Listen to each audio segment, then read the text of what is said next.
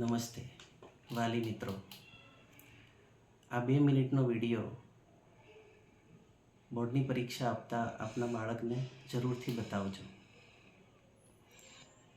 જ્યારે બોર્ડની પરીક્ષા શરૂ થવા જઈ રહી છે ત્યારે કેટલાક અગત્યના મુદ્દાઓ મારે બતાવવા છે.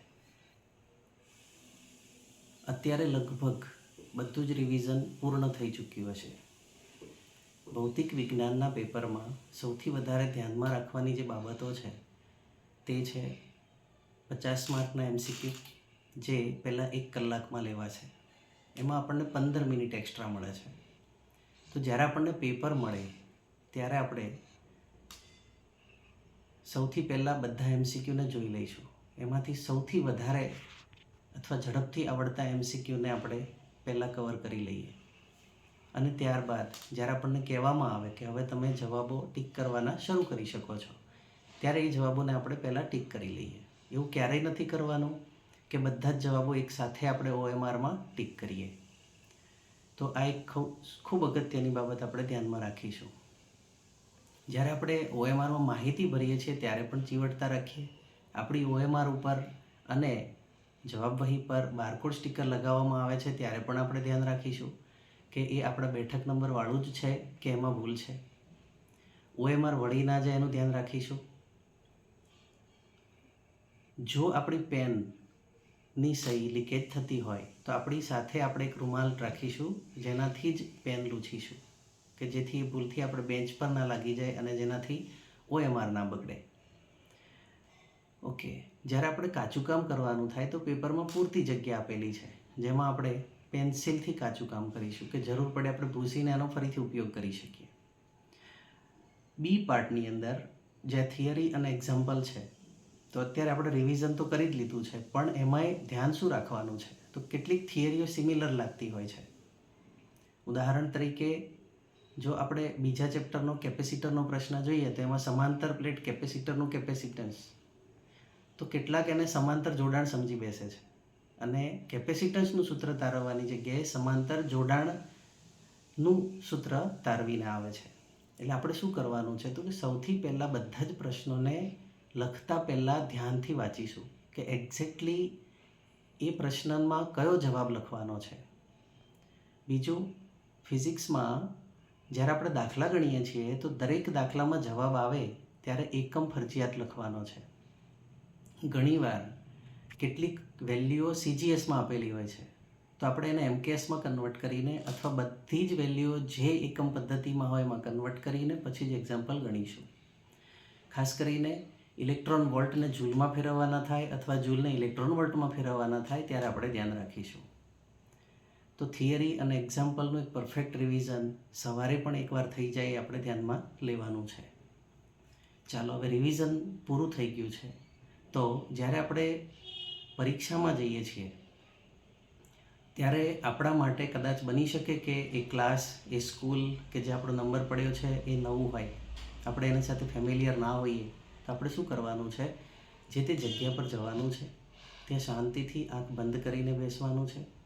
કેટલાકના મનમાં એટલો બધો ડર હોય છે કે મારું શું થશે, મને યાદ આવશે કે નહીં, તો આપણે જે આખું વર્ષ મહેનત કરી છે એના પર કોન્ફિડન્સ રાખવાનો છે.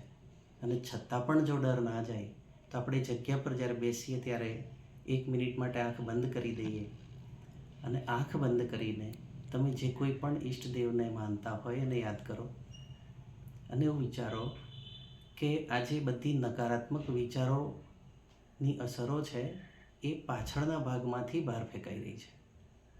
ખાલી તમે અડધી મિનિટ માટે પણ, અમુક સેકન્ડો માટે પણ આ કરશો તો તમે તરત જ એ અવસ્થામાંથી બહાર આવી જશો. તો આ ભૂલવાનું નથી. પહેલાં તો આપણે જેટલા શાંત હોઈશું, જેટલા સ્થિર હોઈશું, એટલું સારું પેપર લખી શકીશું. આપણી સાથે એક નાની પારદર્શક બોટલની અંદર આપણે ગ્લુકોઝવાળું પાણી પણ લઈ જઈ શકીએ. 1 થી 2 ચોકલેટ ફરજિયાત રાખીએ કે જેથી કદાચ એવું બને કે આપણને પેપર લખતા લખતા અશક્તિ જેવું લાગે તો આપણે એનો ઉપયોગ કરી શકીએ.